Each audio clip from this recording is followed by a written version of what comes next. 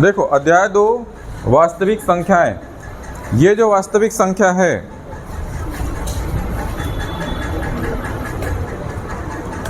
वास्तविक संख्याएं के अंतर्गत आपको सबसे पहले कुछ महत्वपूर्ण परिभाषाओं को समझना है। इन परिभाषाओं में सबसे पहले आता है प्राकृत संख्याएं। क्या बोलते हैं उसको? प्राकृत संख्याएं, जिसको इंग्लिश में नेचुरल नंबर बोलते हैं। और चूंकि इंग्लिश में नेचुरल नंबर है, इसके कारण इसको कैपिटल एन से डिनोट करते हैं या कैपिटल एन से इसको प्रदर्शित किया जाता है। ये प्राकृत संख्याएं वे संख्याएं होती हैं जिनका आप उपयोग अपने गणना में करते हो। जो भी संख्याएं जैसे 1, 2, 3, 4 से लेकर इन्फिनिटी तक जो भी नंबर आप उपयोग कर रहे हो अपने गणनाओं में, वो सारे नंबर्स आपके प्राकृत संख्याएं कहलाता है, या जिसे नेचुरल नंबर कहते हैं, पहला। अब दूसरा, ये परिभाषा लिखने को आता है और इसको पहचानने के लिए भी दिया जाता है, तो ध्यान से सुनते रहना परिभाषा को। पीछे ओए गर्ल्स, पीछे इधर ध्यान दो। अभी दूसरा नंबर का परिभाषा है, लिखा हुआ है पूर्ण संख्याएं।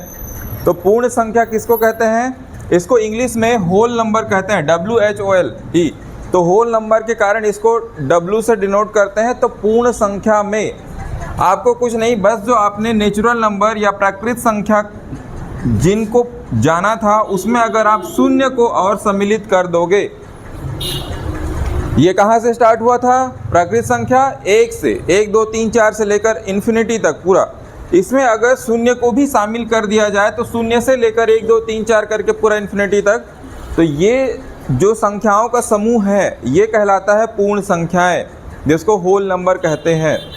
प्राकृत संख्या, उसके बाद पूर्ण संख्या, इसके बाद आपको याद रखना है पूर्णांक संख्याएं, जिसको इंटीजर नंबर कहते हैं। इसलिए इंटीजर का जो प्रारंभिक लेटर आई है, इससे इसको डिनोट करते हैं। पूर्णांक संख्या में क्या है कि जो आपने संख्या रेखा पहले पढ़ा होगा, वो संख्या रेखा को पढ़ने पर आपको पता होगा कि इसमें एक मध्य बिंदु शून्य होता है, उसके बाद दाएं तरफ आप धनात्मक संख्याओं को रखते हो और ऋणात्मक संख्याओं को बाएं तरफ। अगर इन्हीं सारे संख्याओं को हम इसमें सम्मिलित करें, शून्य भी रहेगा, ऋणात्मक संख्याएं भी रहेंगी और धनात्मक संख्या भी, ठीक है। तो पूरी धनात्मक, पूरी ऋणात्मक संख्याएं और शून्य, ये सभी सम्मिलित रूप से आपका पूर्णांक संख्याएं के अंतर्गत इसे लिया जाता है, ठीक है। इसके बाद है परिमेय संख्या। पहले भी हो सकता है परिमेय संख्या के बारे में आपने पढ़ा होगा। परिमेय संख्या को रेशनल नंबर बोलते हैं इंग्लिश में, इसके कारण इसको उसके रेशनल नंबर में जो R आता है, कैपिटल R, उससे डिनोट करते हैं। परिमेय संख्या को P/Q से भी आप प्रदर्शित करते हैं। P/Q का मतलब होता है कि ऐसी सभी संख्याएं जिन्हें हम अंश बटे हर के रूप में दर्शा पाएँ, वे सारी संख्याएं किसमें आता है? परिमेय संख्या। अंश बटे हर किसको कहते हैं? देखो, आप दो संख्याओं को बटे के रूप में लिखते हो ना, तो ये ऊपर में जो संख्या लिखते हो इसको अंश कहते हैं और नीचे में जो संख्या लिखते हो उसको हर। तो जितनी भी संख्याएं को आप अंश बटे हर के रूप में लिख सकोगे, वे सारी संख्याएं क्या कहलाएंगी? परिमेय संख्या कहलाएगा, ठीक है।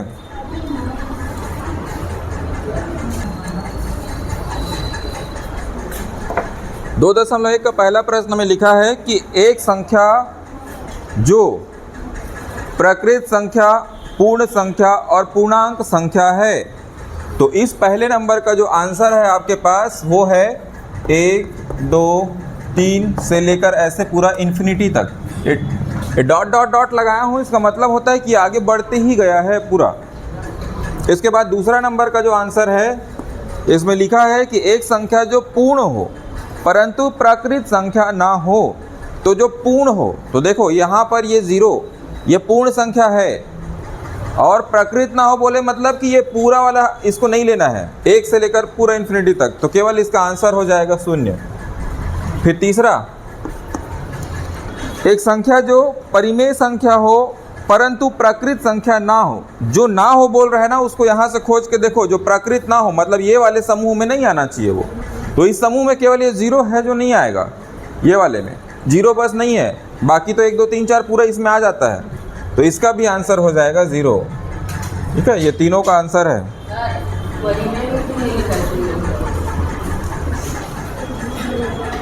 ना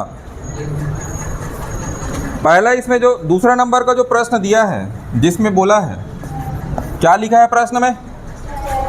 6 और 7 के बीच 3 परिमेय संख्या ज्ञात कीजिए। 6 और 7 के बीच, क्या 6 एक परिमेय संख्या है कि नहीं? ये जितने लोग नहीं है बोल रहे हैं वही मैं जानना चाह रहा था। बहुत सारे लोग का डाउट रहता है ना, 6 और किसके बीच पूछा? 7। परिमेय संख्या को अभी पढ़ाया था कि ऐसी संख्याएं जिन्हें हम अंश बटे हर या p बटे q के रूप में दर्शा सकें, वे सभी संख्याएं परिमेय संख्या कहलाती हैं। अब देखना, कोई भी संख्या जिसको आप लिखते हो सामान्य रूप से, अगर इन संख्याओं के बटे में 1 लगा दें ऐसा, तो क्या ये अब अंश बटे हर के रूप में दिख रहा है? दिख रहा है? तो वे सभी संख्या जिसको आप गणना के रूप में लिखते हो, जो आपको प्रकृत संख्या में लिखाया हूँ 1 2 3 4 से लेकर अनंत तक, वे सारी संख्या अपने आप में एक क्या है? परिमेय संख्या भी है। क्यों? क्योंकि किसी भी संख्या के बटे में अगर 1 लगा दोगे तो ये अंश हो गया और ये हर, और इसका मान बटे में 1 लिखने से नहीं बदलता है। जैसे मैं आपके पास लिख दिया मान लो 100 बटे 1, तो ये अभी भी 100 है। दर्शाने का तरीका बस बदला है, क्योंकि अंश बटे हर के रूप में लिखना था इसीलिए बटे में 1 लिख दिया हूँ। समझ गए? अब देखो, ये 2 परिमेय संख्या के जैसे अब दिख रहा होगा।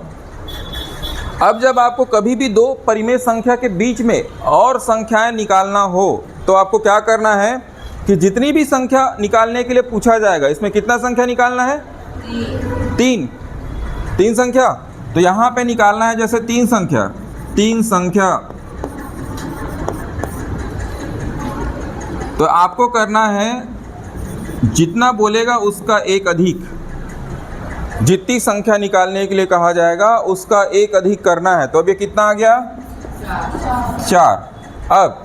अब देखो कैसे निकालते हैं इसको। ये कितना है? 6 बटे 1। तो पहली परिमेय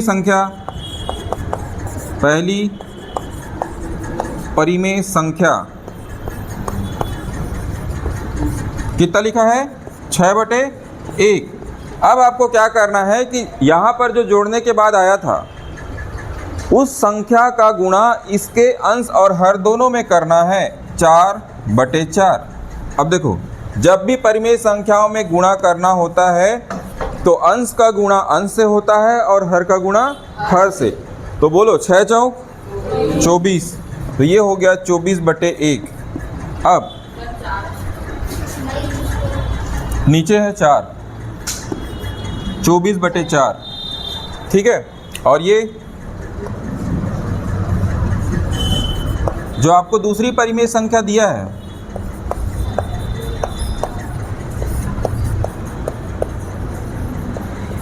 ये कितना लिखा है? 7 बटे 1। तो इस 7 बटे 1 में आपको अंश और हर में 4 और 4 का गुणा करना है। जितना भी संख्या पूछेगा, अगर इनके बीच में 3 संख्या पूछ रहा है तो 3 धन 1 आगे जोड़ के लिखना है और उसी का गुणा अंश और हर में कर देना है।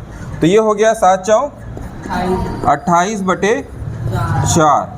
अब देखो, अब दिख रहा है यहाँ से आपके पास पहली परिमेय संख्या आया है 24 बटे 4, और इसके बाद आपको कितना संख्या लिखना था? उसमें 3 संख्या निकालना था। तो अगला संख्या हो जाएगा 25 बटे 4, उसके बाद 26 बटे 4 और उसके बाद 27 बटे 4, और लास्ट वाला संख्या जो आपके पास आएगा वो है 28 बटे 4। ये है 28 बटे 4, ये इसका आंसर है। तो आपके पास जो 3 परिमेय संख्या आया है वो ये है। ऐसी सब प्रश्नों में करना है, बस उनको छोड़कर जिनका हर समान नहीं है। इसमें एक प्रश्न आएगा जिसका हर समान नहीं है। रुको, इसके बाद वाला संख्या यहीं पर लिख रहा हूँ मैं, जो प्रश्न है वो आप लोग बताओगे कैसे बनाना है। एक संख्या दिया है, ये तीसरा नंबर का प्रश्न है, ठीक है। ये लिखा है 4 बटे 7 और किसके बीच? 5 बटे 7। कितना परिमेय संख्या निकालना है? कितना? 5। तो इसके अंश और हर में कितना कितना गुणा करूंगा? 6 का। देखो 5 परिमेय संख्या पूछा है ना, 5 परिमेय संख्या, तो आपको वही करना है, जितना बोलेगा उससे 1 अधिक। तो 5 धन 1 बराबर 6। तो अब इस 6 का गुणा इन दोनों में अंश और हर में करना है। ये हो गया 4/7 तो गुणा 6/6। इसके बाद एक संख्या क्या था 5/7 तो इसमें भी गुणा करेंगे 6/6। अब देखो दोनों गुणा करके लिखते हैं। ऊपर अंश का गुणा अंश में करना है, हर का गुणा हर में। 6 और 4 का गुणा होगा कितना आएगा 24 और नीचे 7 और 6 का 42 तो ये हो जाएगा 24/42। नीचे वाला गुणा करने पर कितना मिलेगा 5 का गुणा 6 से कितना 30 और नीचे 6 7 42। अब आपको दिख रहा होगा ये 24/42 से लेकर 30/42 के बीच की संख्या अगर लिखना हो तो 24/42 के बाद आ जाएगा 25/42, फिर 26/42, फिर 27/42, फिर 28/42, फिर 29/42 और लास्ट क्या हो गया 30/42। तो आपके पास इसमें 5 परिमेय संख्या इनके बीच में ऐसे करके आपको लिखना है। अतः यहाँ पे लिखोगे अतः 5 परिमेय संख्या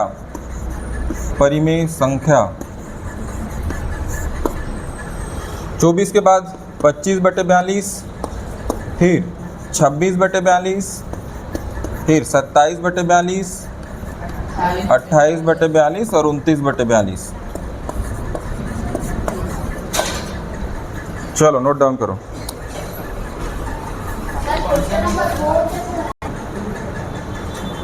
पहले जो सवाल लिखे हो और बनाए हो और इस सवाल में क्या अंतर पता चल रहा है? अभी तक जो परिमेय संख्या के बीच में अन्य परिमेय संख्या निकाले थे उसमें और इसमें क्या अंतर दिख रहा है? पहले जो निकाले थे जैसे उसमें था 4/7 और 5/7 तो नीचे हर में दोनों जगह 7/7 था। अभी आपको बनाने को दिया जो प्रश्न उसमें बोला मैं 5/10 और 9/10 तो उसमें भी दोनों के संख्या में हर में 10 और 10 था। मतलब आपके पास अभी जो भी प्रश्न अभी बनाए उनमें हर समान थे, लेकिन इसमें देखो 2/3 और 3/4 तो यहाँ पे हर 3 है और यहाँ पे 4 है। तो सबसे पहला काम होता है ऐसे प्रश्नों में हरों को समान करना। ठीक है, क्या करना? हरों को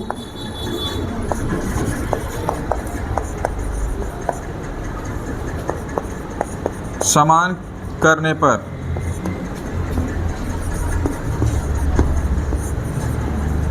चलो आपको समझने के लिए देखो ये 3 है और ये 4 है।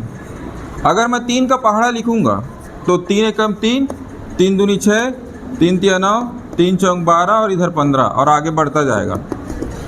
इसके बाद अगर मैं 4 का पहाड़ा लिखूं तो 4 एकम 4, 4 दूनी 8, 4 तिया 12 और 4 चौक 16 करके ये भी आगे बढ़ता जाएगा। इस पहाड़ा में आप देख रहे हो कि सबसे पहले यहाँ से स्टार्ट करते हैं तो सबसे पहले जो संख्या दोनों में कॉमन मिल रहा है वो क्या है 12।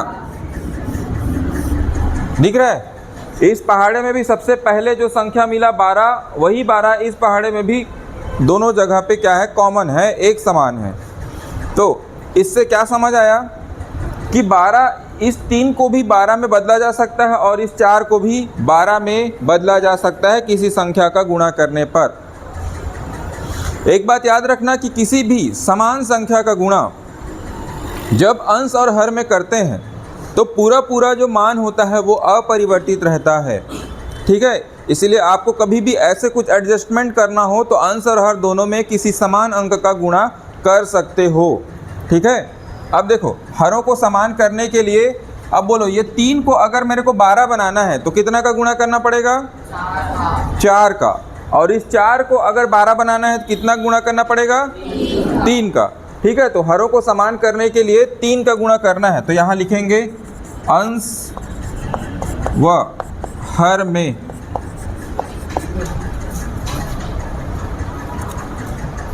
पहले वाली संख्या के लिए बता रहा हूँ ना, 4 का गुणा करने पर 4 का गुणा करने पर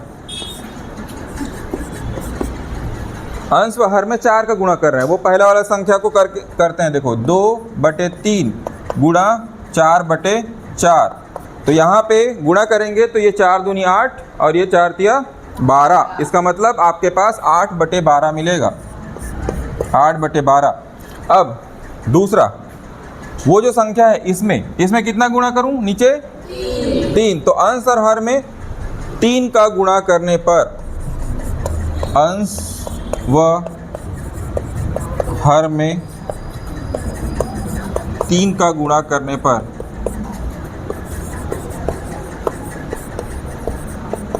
जब 3 का गुणा करूंगा उस वाली संख्या में तो ये हो जाएगा 3/4 गुणा 3/3, आंसर हर दोनों में 3 का गुणा, ये कितना मिलेगा, 3 तिया 9 और नीचे 4 तिया 12।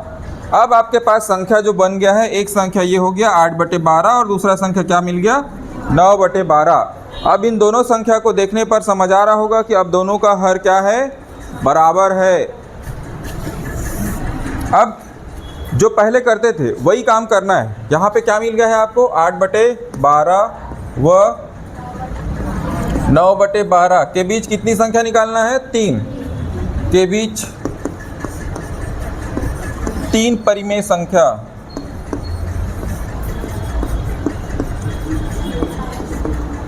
तो 3 परिमेय संख्या निकालना है तो 3 धन 1 बराबर 4। अब इसी 4 का गुणा अंश और हर दोनों में करना है तो ये हो जाएगा 8/12 गुणा 4/4, तो ये आएगा 32/48। और एक बार उस वाले 9/12 में भी 4/4 का गुणा करेंगे, जब 9/12 गुणा 4/4 तो ये हो जाएगा 36/48। ये दिख रहा है यहाँ पे 8 चौक 32 और 12 चौक 48, इधर 9 चौक 36 और 12 चौक 48।